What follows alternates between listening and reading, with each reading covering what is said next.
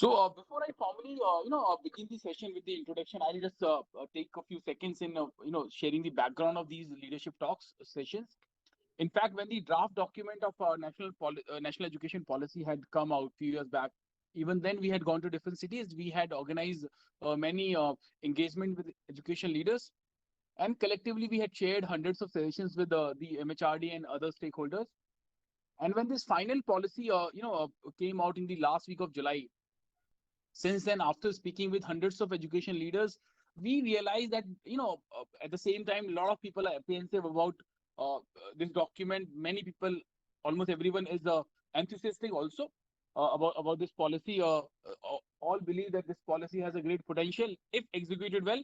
So then we realized that we must invite all the education leaders on a single platform to take their perspective and their interpretation on national education policy. So with that thought, we launch our first session on August 26th, and today here we are, with our 89th session. And as you know, that these sessions are being organized by India International Education Council and School Lalaji Solutions. India International Education Council is a not-for-profit organization which is working in the field of education. It has collaborators from 12 countries. India International Education Council aims to create a better world through education, building quality centers for elementary education, approachable for all kids, finding the best educational practices across the globe, and find ways to implement those in Indian institutions, creating more awareness on hygiene and learning disabilities. It publishes a magazine called World Education Review and many other educational reports. It aims to build 100 chapters in different cities by 2022. It will soon open its membership for institutions and individuals. It also imparts training for leaders, teachers, students, and parents. So as you all know that this is our 89th session. So far we have conducted 88 sessions. During these sessions, we have received 8,229 registrations, 7,331 questions. We have seen participation from 5 countries: India, USA, Qatar, Saudi Arabia, Nepal. We have, from India, we have seen participation from 19 states and 82 cities. We aim to organize 200 sessions. With these sessions, we would be reaching out to 100,000 educators, 20,000 institutions, and 1,000 plus eminent speakers like today's speakers, would be joining us to share their perspective. Eventually, we would be compiling all the thoughts into a document, and we would be sharing the document with the, Ministry of Education and other stakeholders. So now I would request, please join me in welcoming our key speaker for this session. Our first speaker for the session, Sangeeta Krishnanji. Sangeeta ma'am is former director with GD Goenka Group of Schools, Delhi. She's an experienced education consultant and school inspector with more than 30 years of experience in India and abroad.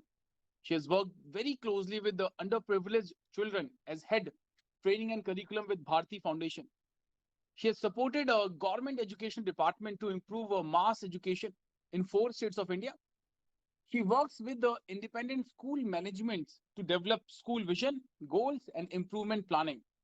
She regularly conducts workshops to empower school leaders and teachers with the skills and attitude for student-centric learning environment. In the last 12 years, she has led school inspection in Dubai, Abu Dhabi, Sharjah, Northern Emirates, and India. We welcome you, Sangeeta ma'am. Thank you for joining. It's an honor to have you. Our next key speaker, Kavita Khanna ji. Kavita ji is principal with Hiralal Patel International School, Kanpur, Uttar Pradesh. She's an eminent educationist for last 20 years. She has done double MA in Commerce and Economics. She is the alumni of Kendriya Vidyalaya, Jabalpur. She was awarded Principal per Excellence Award by IIHM for contribution in the field of education. She's actively contributing towards the upliftment of orphans and underprivileged children. We welcome you, Kavita ma'am. Thank you for joining. It's an honor to have you. Thank you. Thank you so much. Welcome, ma'am. Our next key speaker, Ms. Bhavna Chibbar. Bhavna ji is principal with Gurugram Global Heights School, Gurugram, Haryana. She's an accomplished visionary leader in the school sector with the 22 years of operational planning and administration experience within the mainline school system. Being a Google certified educator, Microsoft certified educator, and a cyber security expert, she has penned down a special book on cyber security for classes, 4th to 10th. She's also mentored several teachers and designed a child-centric ICT curriculum for teachers and students as a team member with CIET and NCERT. As a leader, she plans and ensures her course of action as such that engages our students directly in the world and challenges them to practice skills and solve problems in real community settings. We welcome you, Bhavna ma'am. Thank you for joining. It's an honor to have you. Thank you, sir. Welcome, ma'am. Our next key speaker, Ruchi Lavanya ji. Ruchi ji is director with the Fundamentals Education Delhi. She is MSc Microbiology with Ajmer University and MA English with Rajasthan University. She's a born nature lover. She has worked with Bisleri International, in quality with which is a part of Coca-Cola Private Limited, Jodhpur Dental College, MJRP University, Jaipur as a lecturer, RA Engineering College, Jaipur. She believes in a tagline: "Life is miraculous if it's a concussion of new trends and old traditions." We welcome you, Ruchi ma'am. Thank you for joining. It's an honor to have you. Thank you, sir. Welcome. Our next key speaker, Jaswinder Singh ji. Jaswinder ji is founder and CEO of Wordsworth ELT. Wordsworth English Lab is a design for India and is highly research initiative of Unif Group. It is a trusted educational company with 2 decades of service in technology, education, and training. His expertise in technology, multimedia, and content development has been instrumental in presenting a world-class language lab solution for academia in India. In a short span of time, Wordsworth English Language Lab has managed considerable recognition across the country for its unique content and methodology. Over 3,000 installations in institutions across the country stand testimony of the quality in product, implementation, training, and continual service provided by ActUnif and its committed network of dealers. We welcome you, Jaswinder sir. Thank you for joining. Our next key speaker, Mr. Sunil Dangi. Sunil ji is co-founder and CEO of eMango Solutions. Sunil ji is an IIT graduate from IIT Kanpur. He's having master's degree in mathematics and scientific computing. He's an actuary and also a member with Institute of Actuary United Kingdom. He has worked with ICICI Prudential, HSBC, and Financial Risk Advisor at Ernst & Young, India and UK. He's an entrepreneur for last 6 years in telecom, food, and education sector. He's been doing research on career counseling for last 2 years. Based on that research, they have come up with a wonderful program called eMango, which is a digital career counseling platform. We welcome you, Sunilji. Thank you for joining. Thanks, Raju. And with this, I would request all our key speakers, if I come to you for your opening remark. Right. So I'll begin with Hello. Can't hear you. I can't hear you. Am I audible? Yeah, that's better. Right. So, Sangeeta ma'am, if we may begin with the quick opening remark. Okay. So, good morning, everybody. I think lots of water has flown under the bridge in the last few months as we've seen a number of webinars being kind of conducted for the National Education Policy 2020. So there is nothing new now, this thing has been discussed and over discussed.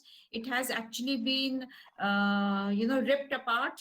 All of us have been part of the process of ripping this policy, trying to understand. We are trying to kind of deconstruct and reconstruct this policy. So we know that it offers a number of well-reasoned and bold reformative steps in the right direction. It conveys a clear bias for disruptive change. Why I say disruptive change? Because when a change has to happen, we cannot have a smooth change. That is only a journey when you say a smooth change. But when you want a transformation to happen, there has to be disruption. So all of us really need to look at NEP bringing in a disruptive change in our schools, in our education system, in higher education. In fact, it's a disruptive change in the way we look at education, how we think of education. The policy very well addresses most of the critical issues that daunt our current education landscape. Many people have told me, oh, there is nothing new in this policy. This is just old wine in a new bottle. Yes, lots of it is old. I mean, I don't say the entire philosophy is absolutely new, because education is education and the aims of education still remain the same. What is new about this policy? While it takes the strengths of the previous policy and NCF 2005. It is actually bringing in a lot of the spirit of the sustainable development goals of the UNESCO, as well as the 21st century skills. It has kind of binded those things, embedded those things much better in a more verbose manner. I think this is what makes this policy exciting for me. Thank you. Right. Thank you. Thank you, ma'am, for that. And I'll come back to you for your main talk. And now I would request Kavita Khanna, ma'am. Kavita, ma'am, if I can have your quick opening remark. Yeah, good morning to one and all. First of all, I would like to thank Lalaji School Solutions and IIC for inviting me on this platform. To start with, I would like to say that I'm very delighted to see a diverse policy that aims to meet the future learning. Yeah, I would say that National Education Policy 2020 is going to be a game changer in the education system of India. And actually, it was a long awaited policy which we were waiting for last many years. And it is fundamentally required for independent India. Thank you once again. That's all. Absolutely, absolutely. It was a huge requirement for for the entire ecosystem, education ecosystem. I'll come back to you, Kavita, ma'am. And with this, I would request Bhavna, ma'am, if we can have your opening remark. Yeah. Good morning to everyone. A very warm welcome to each and everyone here. I believe that I'm blessed and honored to be here, and I must congratulate the Lalaji School and this is India International Education Council for their 89th leadership talk. So I must congratulate all of you for this tremendous and fabulous job. I'll start with the quote that changes brings opportunities, and we have to believe that this NEP has brought the change for us, and this will be the, I believe, need of an hour that we require, which Sangeeta ma'am has just said, and Kavita ma'am has also said the same thing, that this is the hour wherein we need a change, we need a policy to transform, because we are now on the third decade of the 21st century. We can call it as 3 to 1. So let's start on this note, and I'll end up with saying education is not filling of a pail, but the lighting of the fire. Thank you so much. Hopefully the session will be enlightening one wherein we all will contribute to have some insight on NEP. Thank you. Thank you, Bhavna, ma'am. And we all agree with you that education is it is kind of has a potential to ignite the lives of all involved. So we'll come back to you now. I would request Ruchi Lavanya ji. Ruchi ji, over to you for your opening remark. Thank you, Rajul. First of all, hello and good morning to everyone presented over here at this platform. As we see, the discussions are going on over the new education policy 2020 from the date, since the date it has been announced. This was actually, I think, a much needed, this was much needed change because it's going to be prove a transformational change, and it was quite expected. This is going to be a journey from in the viewpoint of teachers, parents, or the other educators, or from by the society. It's not going to be a journey from head to hands. I mean, the more we are intellectual, that is good. We are intellectual in terms of degrees, but what about the skills? So this is now we have said we are now going to embark upon a journey from a teacher to guru. So I welcome you to just set on a new journey from teacher to guru. Thank you. Thank you, Ruchi ji. I'll come back to you. Now I would request Jaswinder sir, your opening remark. Thank you, Rajulji, and good morning, everybody. I will start with what Sangeeta ma'am said. This is a disruption. Yes, definitely, there's going to be a a huge disruption in the education field. If you look at the last 4 or 5 years, this has been an era of disruptions. Look at so many startups bringing such a lot of disruptions, and almost all of them have worked. All we have to do is to believe in these disruptions, to support them, and to be a part of the disruption. Then it is no longer a disruption when you're a part of that. Okay. So looking at it, yes, there are going to be a lot of changes, like the other lady said. We have to look forward to changes, but if change has to be constant, we have to keep changing. We can't live in, in the era which was left by the Britishers. Our education system is almost the same as what we've done. So this government, which I strongly believe, believes in disruptions, believes in bringing up bold changes, and brings in something which is very important for our country. Let's understand, we were the people who brought in education in the world, the Gurukula system. So like Lavanya ma'am said, Ruchi ma'am said, that we have to go back to a different side of learning. We have to transform from a teacher to a guru. Yes, that is coming up, and that is what we are talking about, the skill based education. In fact, I represent a company which is into language development. Okay, we work with 3,000 plus schools with more than a million students every day. We've looked at how things have changed. We are also looking at how and what kind of change NEP 2020 is bringing in the way education is delivered. Early years, you need to have the local language, the mother language, or the state language. I strongly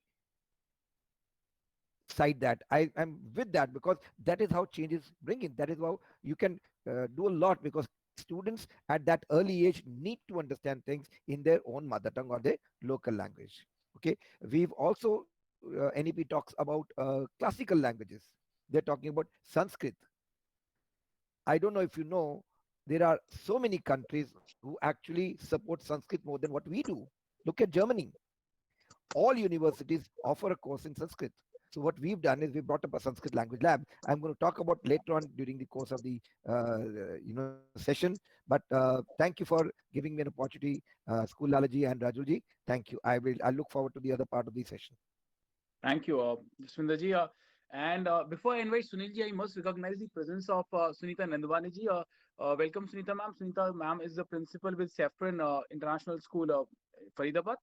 We also have Divya Tripathi ma'am. Divya ji is principal with the Kingston Senior Secondary School, Kanpur. Welcome, Sangeeta ji, Divya ji.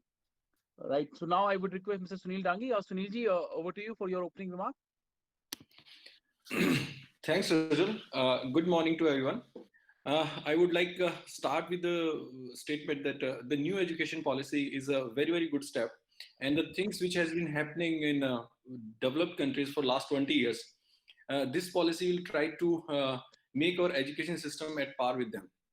And I am here to represent, we have been doing a basic purpose of education is to ultimately live a good life. And to live a good life, one should choose the career in a right way. And we have been doing our research for last 2 years on this. And we are coming up with the product with a various prestigious institute like IIT Delhi. And the new education policy has made it more important to choose the career in a right way. And that should be done starting from the class 9th onwards. And we have been developing a very nice platform for that. And a new education policy has allowed students to choose the subjects instead of the stream after class 10th. It has given extra wings to the childs. But those, how they can use those wings effectively, they need a guidance. And there should be a platform where a child can do on its own. That's a DIY kind of platform. And that should be a very interesting, engaging and everything. So we have been working on that, and I'll explain it at my turn. Thank you. Thanks, Rajul and School Lalaji. Thank you. Thank you. Thank you, Sunilji. And before I invite another special speaker, Savvy John, I just like to introduce him. I could not do that due to some kind of a technical glitch. And before that, I must recognize the presence of Swan Geeta ma'am. Swan ma'am is the principal with the SD H. John Memorial Vidyaman Senior Secondary School, Madurai, Tamil Nadu. Welcome, Swan Geeta ma'am. And now please allow me for a quick second. Just I would like to share my screen to introduce Savvy John.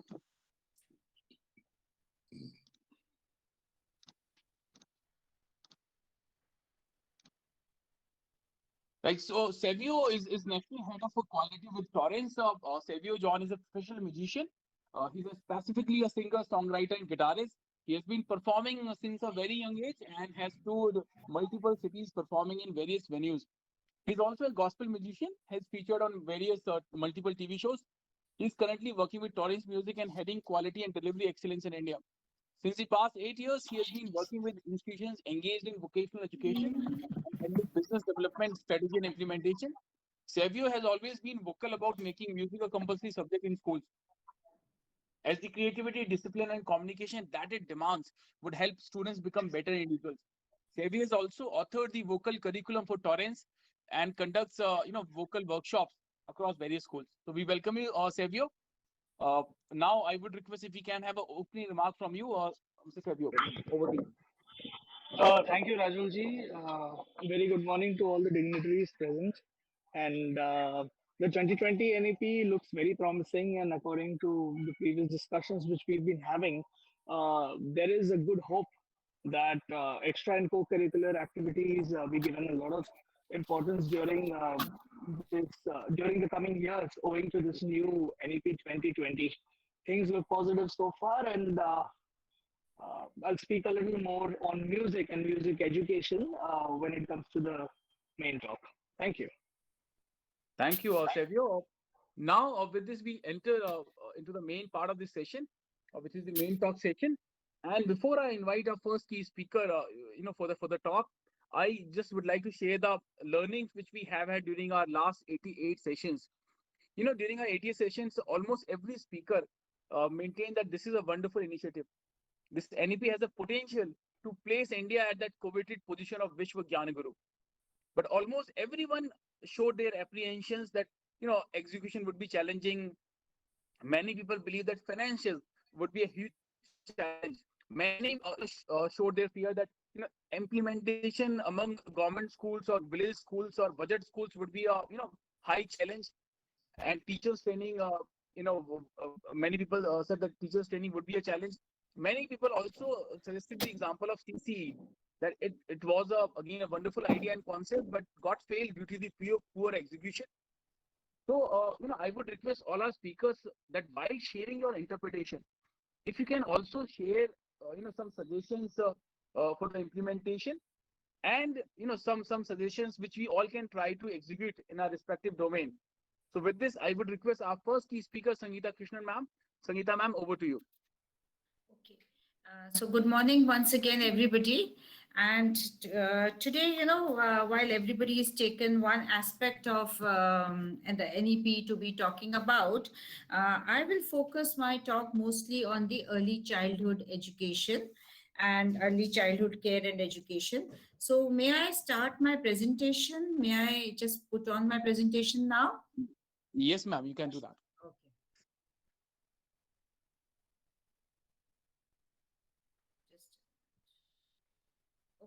Like I said, that I will be focusing on the early childhood care and education.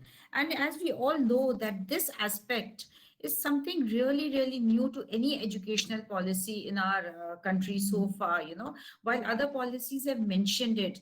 There is a whole chapter, in fact, in NEP devoted to ECC and how ECC would be conducted henceforth. And the best part, what I like about the NEP is that they have brought early childhood under the education domain. So far in our country, the preschools were outside the main educational domain, while NCRT had done a lot of work, and we, all of us educators, have used a lot of research from abroad to strengthen our schools in the early childhood. But the preschool age and the kindergarten stage of the school have actually been kind of left to schools and educators to do on their own. So this focus area of NEP is something that I am going to be talking about, and there is hardcore research around the early years in India as well as abroad, and we've all used that in our schools. But with the NCERT stepping in a more robust manner, I think this will help us to streamline our early childhood and those foundational years learning program, the FLN, the foundational learning and literacy and numeracy skills that they are talking about is something that really is exciting me now, you know. It is also reassuring that both physical and mental well-being has been given equal weightage. It's not just the cognitive domain, you know, which is so far the focus. There's a lot of weightage in the early childhood on the mental as well as the physical well-being of the child. And they don't talk of children. You know what best is that each child matters. The stress on each child matters is important. And this is something that the NEP and as educators, we really need to take care of. So, you know, they've taken this has been extended, right? The early childhood, which was so far limited to the age of 5, has now been extended up to the age of 8. And NCERT, as I said earlier, has been roped in a big way. And two parts of the framework, you know, the sub framework, which is for 0 to 3-year-olds, and another sub framework for 3 to 8 years old. Now, how do we as educators interpret it, and how are we going to implement it? What impact it has got to go on the parents, on the children, on the students, on the learners, on teachers? This is something we really need to look into in detail. So if we look at this, the sub-framework for 0 to 3-year-olds and the sub-framework for 3 to 8-year-olds, we will find that now there is going to be, for the schools and for the educators, there's going to be a framework formed by the NCERT based on the latest tools of ECEC. So it's not just that what has been happening in our country so far, but they are going to help us bridge this gap. And there is the national and international best practices. And for the parents, you know, let us look at NEP from the parents' perspective. This brings a professionally designed and administered early childhood curriculum for holistic development, especially 0 to 3-year-old.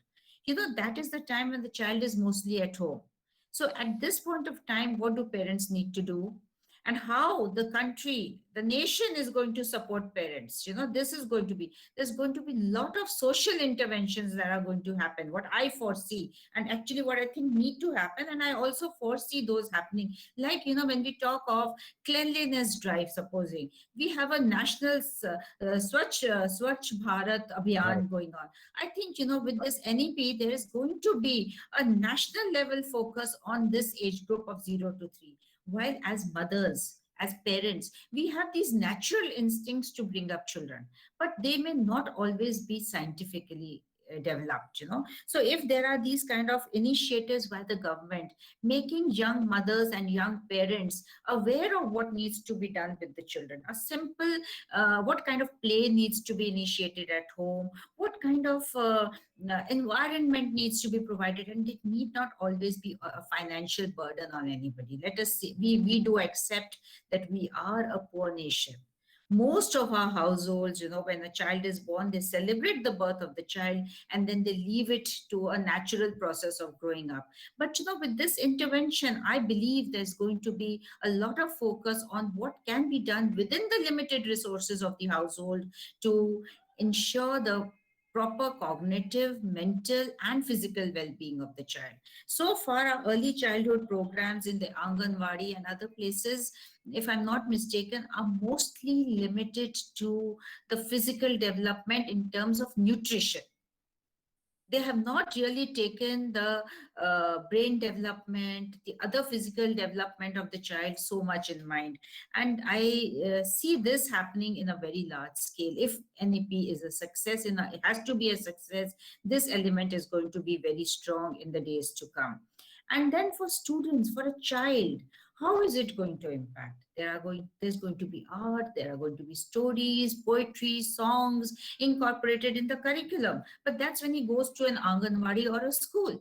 But even at the home level, I think there are going to be resources available in the form of radio programs. There are going to be, maybe leaflets being distributed to young mothers, or posters even in the villages and in the not so privileged areas, where they might put up posters for mothers and for young children to look at and learn. So this is something that I look at it, but it has to be very largely in our country. It cannot be led by individual schools. It will be led by the nation, by the state governments, by the local SCRTs, the diet programs, and also by lots of NGOs, because I work closely with many NGOs and I see them preparing to this front, like the Bharti Foundation. Already is, while we had the curriculum in place for the child from the nursery when they step into the school, we have already started kind of preparing for posters in the villages, where we will educate young mothers how to get the child ready to become to the school at 3-year-old. So this and training with mothers, interactions with mothers are going to be important.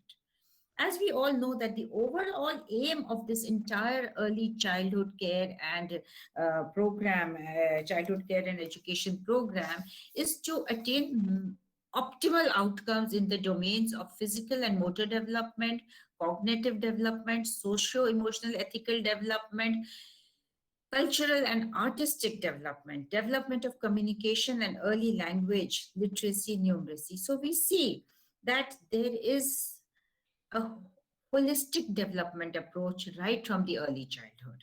But each of us in the private schools, we call ourselves as schools. Which school will not say that we do not do the holistic development of the child? But this kind of holistic development has to begin from the early childhood. In fact, our rich Indian literature, we know so much when the child is in the mother's womb. Abhimanyu in his mother's womb had already started learning of so many skills and ideas, and this environment in the home. And as far as we know, that this emotional development, if we want strong human beings with strong character, we need to develop so much of this socio-emotional and ethical development. Today, our nation is so fraught with, if we look at the rating, international ratings of our nation in terms of honesty and integrity, I think we fall far behind. And this is something we need to work on, And what is the impact of all this? Let us look at it, because, I think very clear directive is what is the impact. So while we have a design of curriculum and pedagogies, which are play and activity based and discovery based, it also, for the school educators, it also focuses on developing social capacities, sensitivity, good behavior, courtesy, ethics, even the basic P&Qs, good manners that we talk of, public cleanliness, personal hygiene, teamwork, cooperation, all this has to begin very early. But for the parents, again, it is very important, in this early childhood, that parents are partners, in fact, more important partners in the child's education. And the focus, they must understand that they need not, when the child comes to us, very often, many of you will agree, they already know the alphabet. Why? The mother has taught them. They know the counting without understanding what all that means. So today, when we kind of start working backwards on this, we will work on the child's artistic and communication skills. Parents, they need to give this child opportunities of free play at home. They need to kind of develop the skills of physical and motor skills, the fine motor skills, the gross motor skills of early childhood will also be kind of spoken about at this time. And again, the governmental interventions, the whole country or whole state interventions are going to be important. Of course, who benefits from all this? The child. He will be enjoying this learning, both indoor and outdoor. He will be more exposed to visual arts like drama, puppetry, music. There might be, we are kind of thinking of having these mobile vans, which will go from village to village, taking drama and puppetry for these young mothers and young babies in their arms, expose them to the folk music, expose them to some kind of folk dances more, and let these children get kind of soaked in this kind of an environment. Unless this kind of soaking or immersion happens, this NEP, again, it will only stay on as a document. It won't really happen in practice. And then when we come to the next one, the introduction of an, let me put it on the slide mode. I have forgotten to do that, sorry. So when we look at the introduction of an increased focus on foundational literacy, this is something very, very important as schools, let us not forget that while we are doing the holistic development, the introduction of an increased focus on foundational literacy and numeracy, and generally on reading, writing, speaking, counting, arithmetic, and mathematical thinking throughout the primary school curriculum. Now, when we say we all understand what is reading, writing, speaking, counting, arithmetic, and mathematical thinking, but we really don't understand. When we say reading, reading with comprehension is most important. So just the recognition of alphabets or words or able to read those words is not important. What is important is the child should be making meaning out Sense of of- what he's reading. So when, excuse me, yes. Oh, sorry, Okay. I was So the talking about child making should sense out of it. Sorry, ma'am. Sorry for making this. sense, absolutely. He has to make sense of what he's reading. What is, when I call an alphabet A as an A, what sense does it make to the child, honestly? And we try to drill this sound, this word, the recognition A. But in English, we all know it's not a phonetic language. A does not have the sound A. So if he can, even if he reads A as A, I think it makes more meaning, because then he will be able to join these letters together to make a word or to read more, fluently. But again, not understanding that. Therefore, the focus on mother tongue, where he reads and he understands almost automatically, because in early years, whatever words or reading skills will be introduced will be already familiar. Those words and those sounds are already familiar to the child, and he will be able to make greater sense out of it.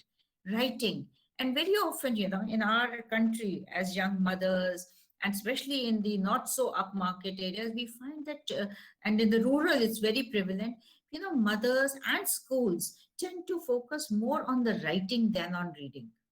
Actually, writing should emerge out of reading. We know the sequence is in a language development, the sequence is L, S, R, W. L is first listen. He's listening, he's soaked in the language, and then he starts reading it with comprehension. Then he starts writing. Speaking comes with listening. L, S, R, W. So listening, speaking, reading, writing. If we follow this sequence, I think, language development will be sounder, firmer, more meaningful for the child, and will help in the development of the child, of the language skills of the child. Coming to counting, arithmetic, and mathematical thinking, I think first of all should come mathematical thinking. Because if we do not think maths, if we do not think numbers, just simple counting, we are small children. I have this little child, 4-year-old child, my mate's child at home. And, if I ask him to count, he can easily count up to 50, 60, you just keep prompting him. But he has no understanding of those numbers. So what is more important is that he should develop mathematical thinking. And this comes, actually naturally to most of us, and it gets washed away in our maths lessons, in the siloed maths lessons that I call them. This mathematical thinking actually gets washed out. The teacher throws them out because she says that do this sum only in the way that I'm telling you. So she makes them follow a process of solving a problem, but not actually getting them to think how to solve this problem. So this kind of mathematical thinking needs to be developed throughout our primary curriculum. Of course, what does this all mean? How will teachers suddenly have so much? Well, there's going to be a national repository of high quality resources on foundational literacy and numeracy on the National Teachers Portal. Our finance minister has already announced that there's going to be a national teachers portal. A huge part of our budget is quite a chunk of our budget is going to be allocated to the development of the national teachers portal. It has already begun. If you go to the NCERT website, you will find that there's so much material now available for teachers. And of course, technological interventions, because all this is not possible without technology. You cannot take the material to every village. Only technology can help us to take all this to the village. And this will really serve the teachers very well as aids. There will be so much material. There is training material. There is material to be used in the classroom, and this is being kind of augmented on a daily basis. I know friends who are working very closely with NCRT to augment this repository of this high quality resources. Now, what does it mean for the child? It is actually, there are going to be regular events, there are going to be dedicated specific hours, which are going to be planned to excite and engage them in reading, writing, speaking, and counting. Actually, all this will have to go hand in hand in a more systematic manner. It's not just that I focus on the child can write, I give him a lot of written homework, he takes it home, he brings it back, the teacher writes on the board and the child just blindly copies it. It has to be meaningful. And this is what is going to excite the child. When he sees meaning in the learning, he will be more engaged and he will be more excited to learn. Actually, the whole thing is the skill of learning to learn is the underlying key to our NEP, and it runs through the early childhood program also. Of course, we are going to have lots of children coming next year or the year after and in the coming years to our schools. In grade 1, and especially, when we say government schools, they will come with hardly any readiness because they have not had the exposure what this NEP kind of plans in the early childhood. They've not had that exposure. So what I really like about the NEP that they're talking of a school readiness program to bridge this gap. That the NCRT is already developing and the SCRTs are kind of localizing this whole program to have the grade 1 child. So in April, when the child joins, there's going to be a 3-month play-based method program, which will help the child more ready for grade 1 interventions. And then when we see this, in this, we need to collaborate with the parents. The schools will need to collaborate with parents, with other schools. And this will actually make the child so engaged, should make the child so engaged. There's going to be activities and workbooks, and the whole world of learning is going to open up for him now, through this program. I think this early childhood program, as we have been looking at it, is actually very exciting. It is there, the interventions, but all this is so far mostly on paper. We see some groundwork happening, and I kind of have a lot of hope in this NEP and the excitement that this NEP has built. These COVID days when we have been kind of,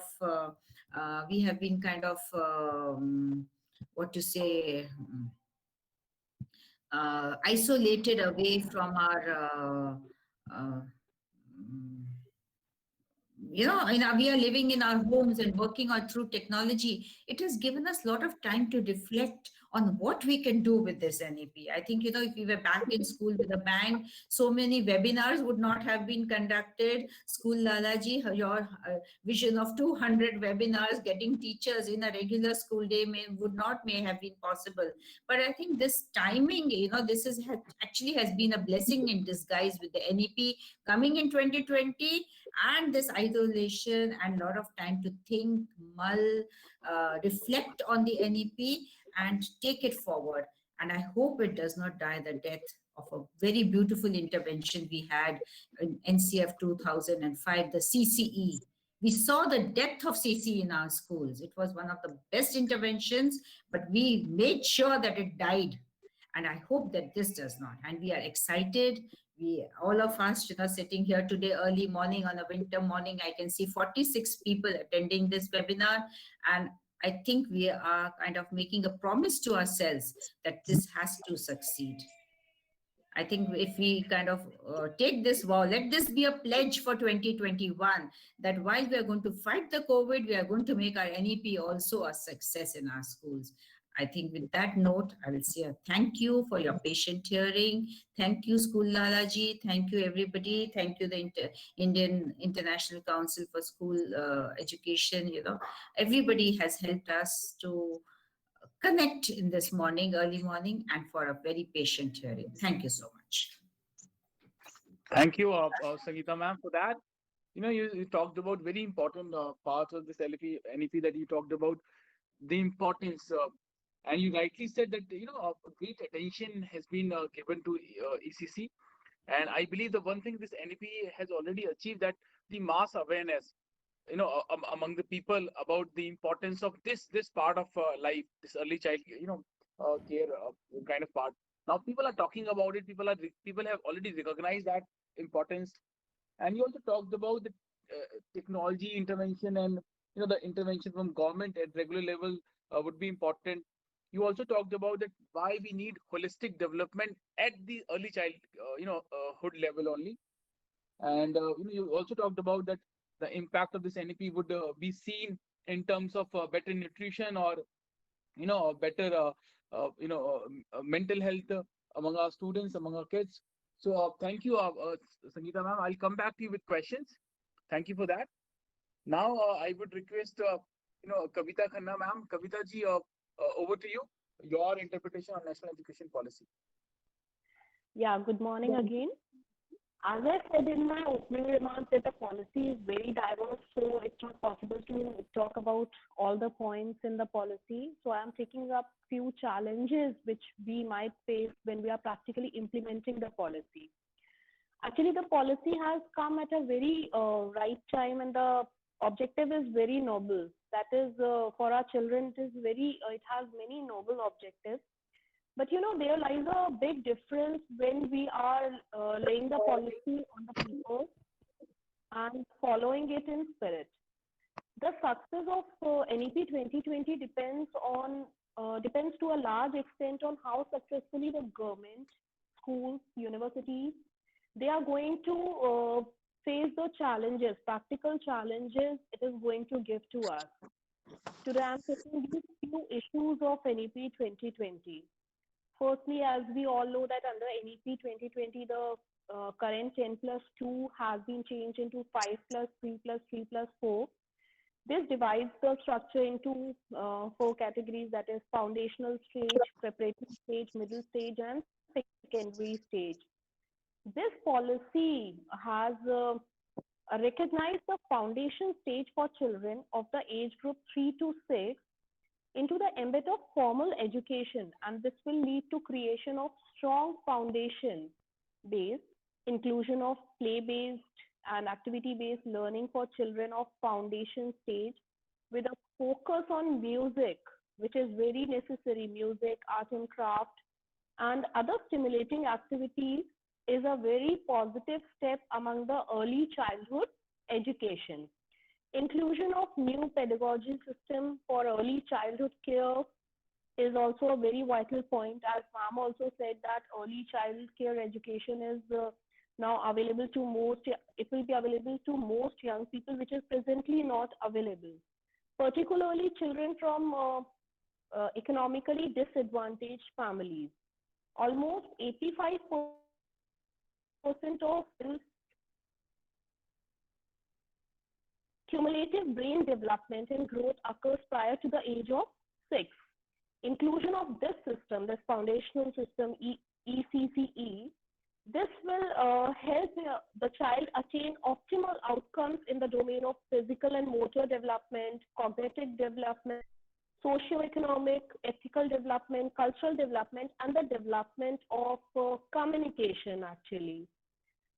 Numeracy, as Sangeeta ma'am was saying about numeracy also and literacy also, the division of pedagogical system has been done with the intention to include the children of early education with the age group 3 to 5 into formal education, and also to include this stage of education into school curriculum as per the global standards, which was not done earlier. Foundational learning is also its due credit. We have seen that it is very imperative to focus on foundational learning, which helps in strengthening the basic literacy and numeracy skills of the children. A strong fundamental foundation leads to low dropout rates, which is we can see that in India, the dropout rate is very high. So with this foundational base becoming strong, we can hope in future that the dropout rate will be very low and achievement rate will increase with the education journey of each child. To make the foundation base strong, the medium of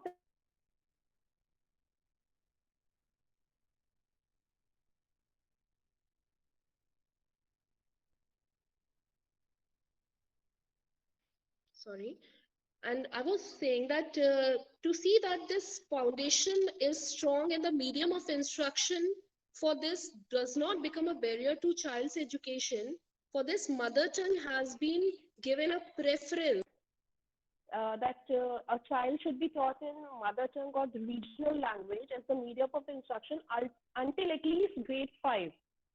Till grade 8 also it can go, but at least till grade 5 it should be in mother tongue to enhance the power of language in the country. But children will of course understand much better in mother tongue. But what about English? Like if we are teaching a child till class 5, we are teaching them in mother tongue, and in 6th, will we able to understand all the basic concepts of English in class 6? And it is not that easy to leave English, and the government has not made it compulsory in NEP that you have to teach in mother tongue only. So what will happen then? Some schools will of course focus on mother tongue, whereas there are many schools who are not going to leave English at all. Of course, they will keep on teaching in English. And then what will happen? The gap may become wider between the influential and weaker sections. The gap which we see now, even when the children are going for jobs, for interviews, then that problem can be seen right now also, that the children may have weaker parts of spoken English, etc. But what will happen in future then, if they are studying for the very basics in Hindi and some are there who are studying totally in English, then that gap may increase. And so implementation, we have to see that if this implementation is done, like a child is studying in mother tongue, then that gap should not be there. Gap should not increase. Some steps should be taken just to see that the gap between the influential and weaker sections should not increase. Like if I say in metropolitan cities, they are teaching totally in English, and then if we go to government schools, they take up the mother tongue. Then that gap will be there, of course. So we have to see to this that that gap is not there. Then if we talk about curriculum, in school education, the policy envisages a sweeping structural redesign of the curriculum, which is also a very welcome step of this policy. Many of the curricular changes require substantial mindset on the part of teachers and parents also. Like ma'am was also talking about teachers, that we have to give so much of training to them. So again, that is the part that we are going to start with vocational education from class 6. There will be pedagogy, sports integrated pedagogy. Coding will also begin in class 6. Then what about teachers? The major issue will be, of course, now also there is a major issue of availability of good quality teachers.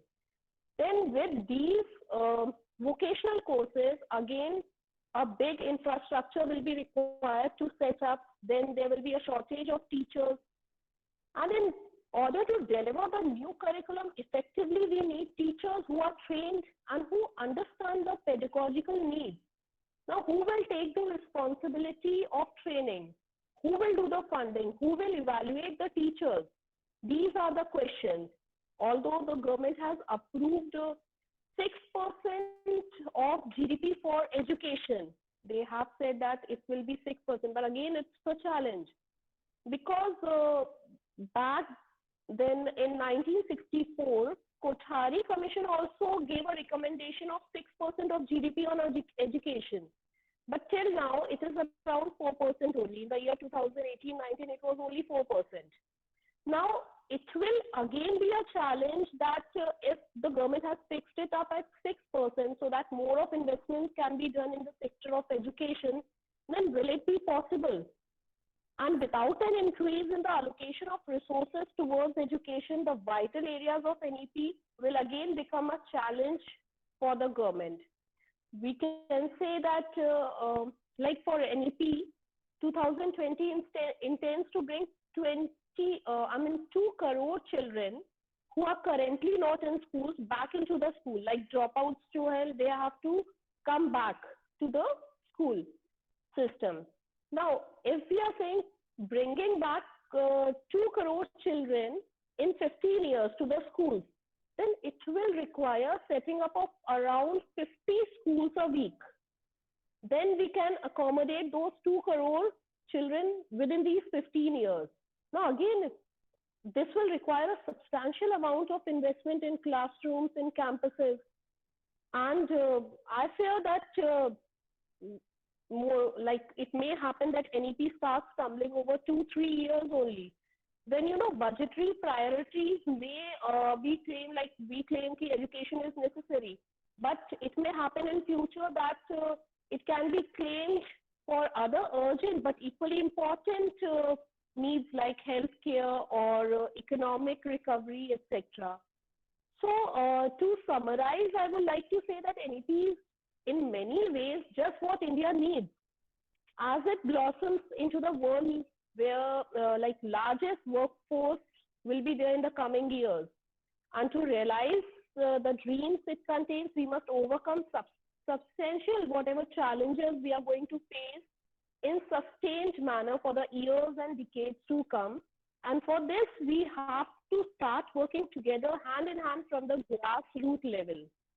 Then only I think we will be able, like government, schools, teachers, parents, everyone, universities, everyone has to work together hand in hand. Then only we will be able to fruitfully implement this NEP. Otherwise, I don't think like if we are not able, I think if we are not able to implement this policy in a better way, it will go to a bag, close, like what happened back also in the past also.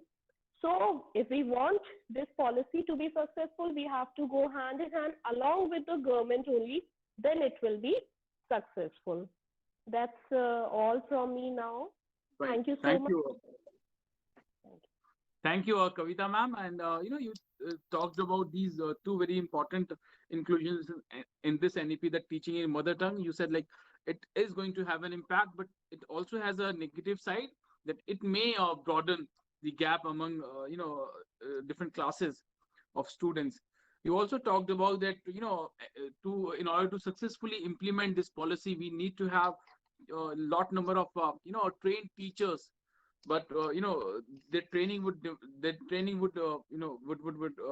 face a challenge in terms of finance. And you also talked about that more collaboration is needed. So thank you, Kavita ma'am. I'll come back to you with questions. One more thing I would like to say here, like our schools are non-profit based. Schools are non-profit based in India. Like if we make it a profit organization, then investments in schools may increase. Right. Like for investments for teaching, training, classrooms, campuses, it may increase. Like we can have a discussion on this also. Absolutely, absolutely. This is a very important point, and we can have a quick discussion on that during the question part. Do we like where the finances would come from for that? So thank you, Kavita ma'am. With this, I would request Bhavna ma'am, Bhavna ji, if we can have your interpretation on national education policy, Bhavna Chibbar ma'am. Yeah, thank you, team, for giving me this opportunity.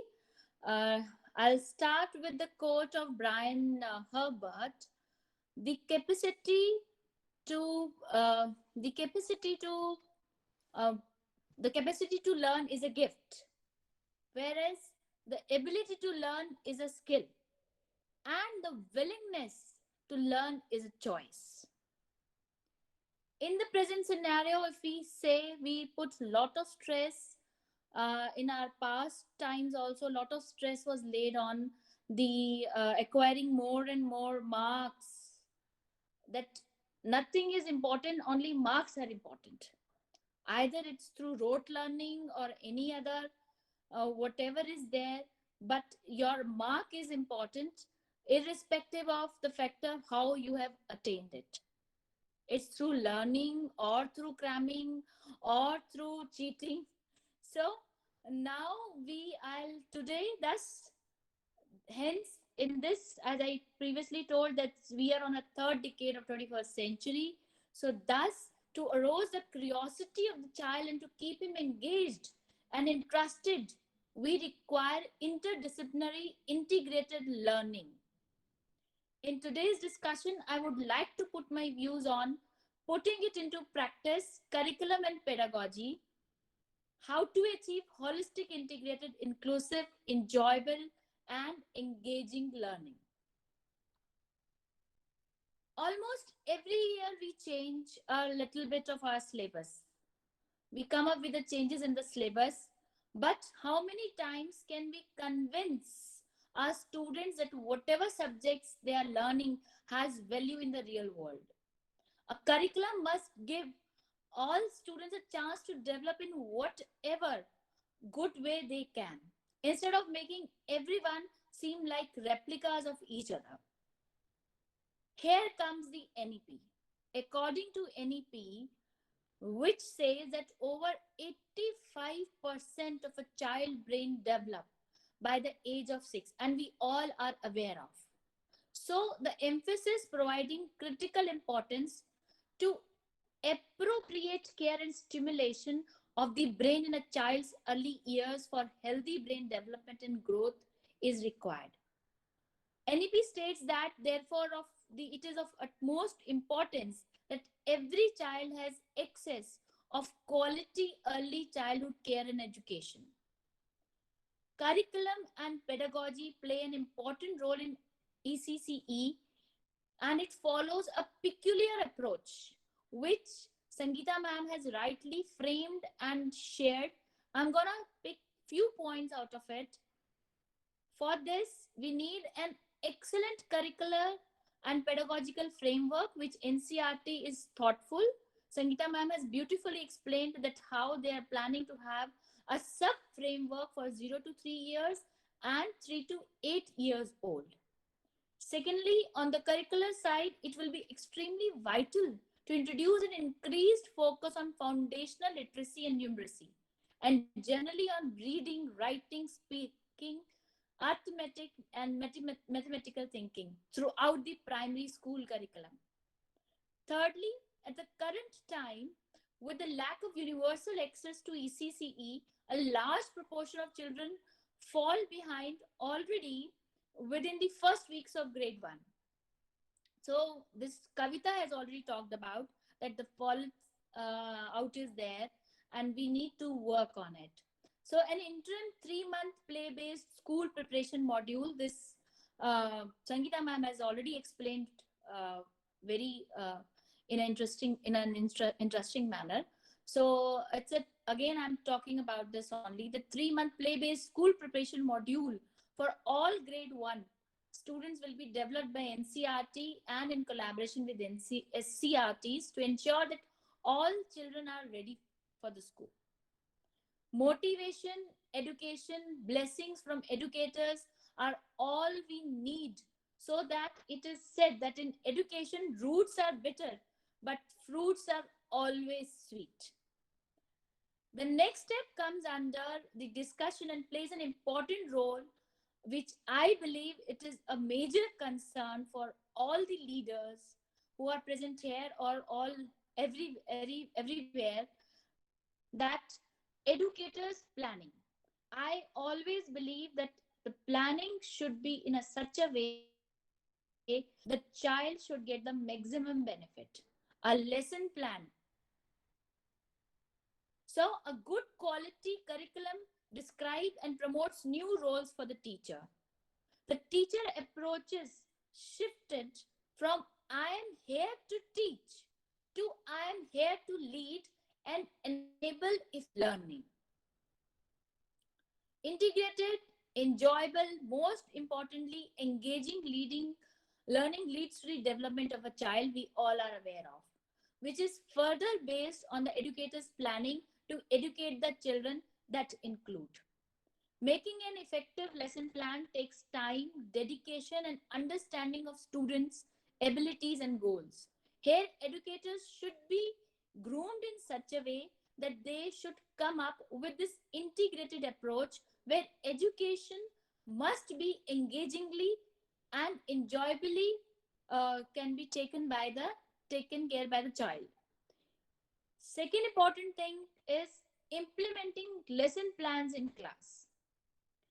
For example, to teach the concept of alphabet to kids in class nursery, I believe you all will second my opinion that we all say that you need to have a formation in the air.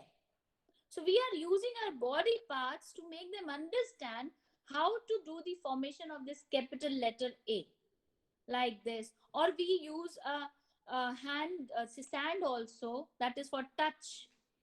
So there are how you will implement, just to tell them, just to explain them what will be the shape of that alphabet. This will enhance their understanding capability rather than delivering a lecture to a small kid. I believe we all are working towards it.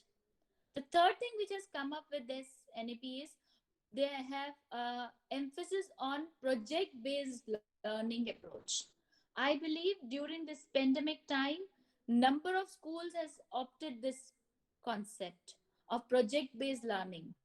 Is a student-centric pedagogy that involves a dynamic classroom approach in which it is believed that students acquire a deeper knowledge through active exploration of real-world challenges and problems.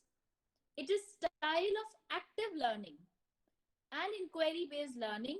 PBL blends content mastery to meaningful work and personal connection to create powerful learning and students' personal growth. Here, some most important things, which points which I want to discuss here in terms of the PBL, that how the PBL benefit the students. Number one is that engage heart and mind. Students actively engage with the PBL, and with these projects, students are basically helping themselves to learn more on that concept. Secondly is deeper learning. PBL help the teachers as well as students to dig deep into that concept or that topic and come up with a new concept or new projects or new thing, which we often say that this is out of the box, which we can't even thought of. Then exposure to the adults and careers. Students interact with adults, businesses, organizations when we give this kind of a project to them. A sense of purpose. A great project can be transformative for students. Seeing a real world impact gives them a sense of agency and purpose. Yes, I have done this for this purpose. I myself have given a project to my students. I have taken one 3D web portal, and I given an integrated project to my students during the winter vacations, and they have come up with a very beautiful 3D model of rockets. We gave them that this tool. My computer teacher taught them that tool, and then they have come up with a very beautiful work. So here we thought we can encourage the computational thinking among the students. Design thinking skills can be encouraged. These are the skills which are the requirement of the 21st century. Creativity, technology, and above all, it will reward the relationship with the teacher. It gives a kind of a bonding with the teacher, wherein the teacher and the student is working in sync with each other. After PBL, I would like to focus on competency-based classroom management, which NCERT, CBSE has given this year, that the concept building of the child is very important.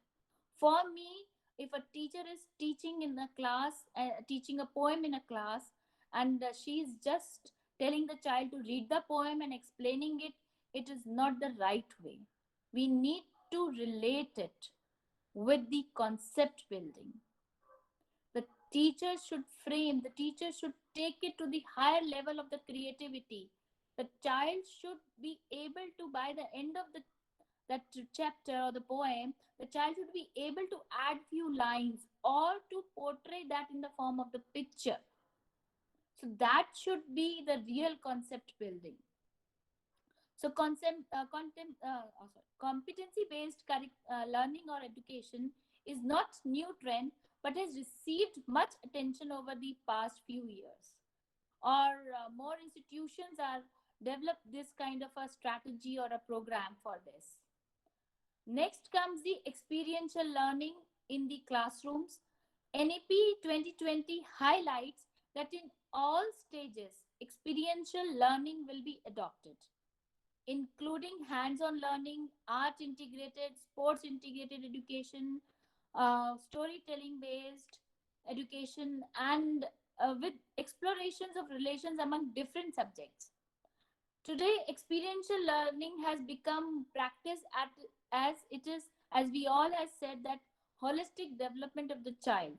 And this is, I believe, everyone believe on this fact that we want a holistic development of the child, and we can achieve it with the experiential learning also only, as we all say that this person is very experienced, his decision, his words are very worth because his experience is very vast.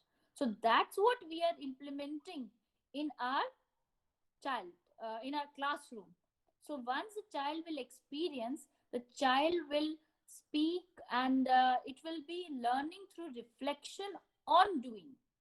So its objective is to achieve better skills, better knowledge, and wider perception of a learner. One example I commonly quote here for the experiential learning is when we go to zoo, we see the animals there, and it is very much it's a very common question when you take the students to the zoo. Ma'am, why these animals are in cage and why some animals are outside the cage? N number of questions are quoted by students that, ma'am, why we are here, why this animal we can keep it with this animal, why this animal need a separate kind of environment.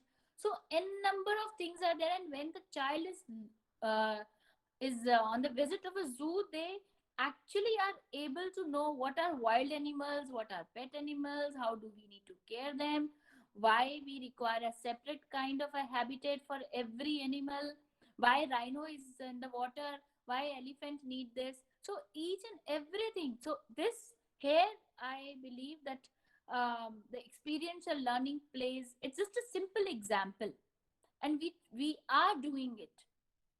And now I believe teachers, due to this pandemic online classes, the teacher has come up with n number of formulas, n number of tricks to make their class interesting and make this learning happen. The last is vocational education, which we have to focus on. As per the section 18.8 of NEP 2020, aims to empower institutions on the outcome-based qualification frameworks, that is QFs in vocational education, are infamous for undermining educational institutions. This is because outcomes or competencies such as particular educational institute, curriculum, or pedagogy, this is essentially means that any skill or vocation can be provided with a credit, whether it is acquired in a formal, informal, or non-formal setting. NEP states that at least 50% of the learners going through the school and higher education system shall have exposure to vocational education.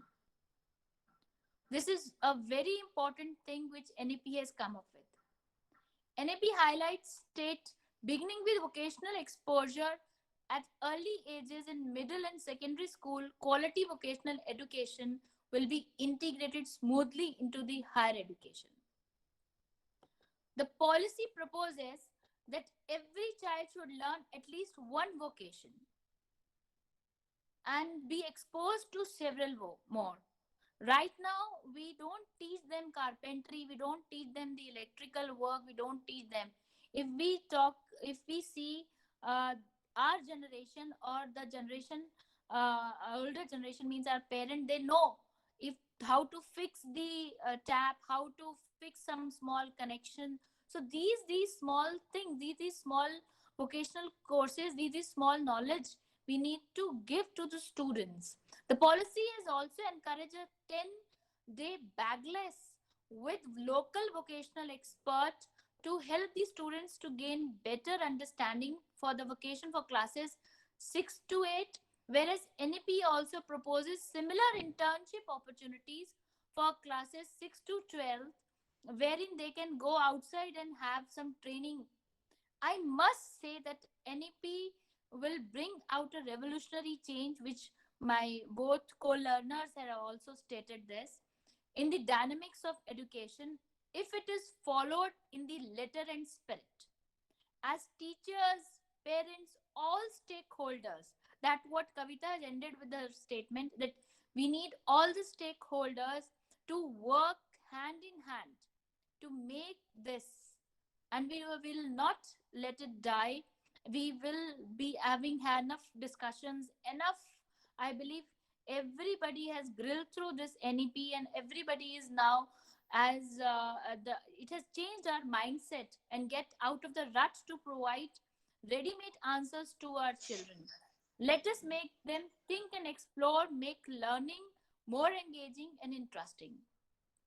Last but not the least is assessment, which is the utmost need of the schools, which I believe at the end of the year, we all are aware of that we need to do it. So, summative assessment, formative assessment, all are important. Assessments are always important because with this assessment only, we are able to know that how much the child is able to comprehend, what is the level of the learning of the child. If we will not have a proper assessment, then the learning of the child, how to measure it, we won't be able to get that. So we must have a kind of environment which is comfortable, and we have a embedded student assessment that are closely aligned to the instructions so that the results can quickly translate into support for students. We can have a goal oriented also approach, that I can Right. fix the target. I can fix the target and I can go ahead with that. That this is my target. I have a goal and I'll work on it. Yes, we all are working on it. These days, we are going through this pandemic time, and although things are getting normal now, but this period has changed the mindset, I believe, of educator, parents, students. I believe with the school reopening, the school infrastructure will also support, and with this blended learning, we all will be able to learn in an effective manner. Right. I'll rest my speech by saying now the teacher can be called as felicitator, a student can be called as a learner. I'll conclude by saying two lines. If you go in past, you will see education is vast. If you see the future, education is felicitated by an educator. Thank you so much for being a patient listener. I believe I have been justified with the content. I was able to justify the content. Right. Thank you, Bhavna ji. For that, you talked about a lot of important parts. You talked about, how this NEP would help us in enhancing our capacity to learn. You also talked about, how we can achieve that holistic development, ecosystem. You also emphasize that education planning, should be child centric. You also talked about project based learning, how and why we need more innovative and out of box approach by teachers that would help in creating, more concept clarity among students. We also talked about competency-based learning. So thank you, Bhavna ji. I'll come back to you with questions. And with this, I would request Ruchi Lavanya ji. I would also request others, like all the speakers, if we can just, limit our thoughts in the time limit, that is 8 to 10 minutes, so that we have some time for the questions. We have received many questions. So with this, I would request Ruchi Lavanya ji. Ruchi ji, over to you. Thank you, Rajul, for offering the platform to express myself on National Education Policy 2020. Once again, good morning to everyone. As my dear educators, Sangeeta ma'am and Bhavna ma'am, the other ma'am, they have told us how important and crucial are the 0 to 3 years for a child, for its holistic and spiritual and overall development. So, as we all know, the National Education Policy 2020 envisages more major changes and very vast changes since last 34 years, such as ensuring education for all till the age of 18, scrapping the 10+2 system for, as we know, 5+3+3+4 system. So there is a big move to streamline preschool education till the age of 6 years. Moreover, strict division between curriculum, non-curriculum, vocational, non-vocational,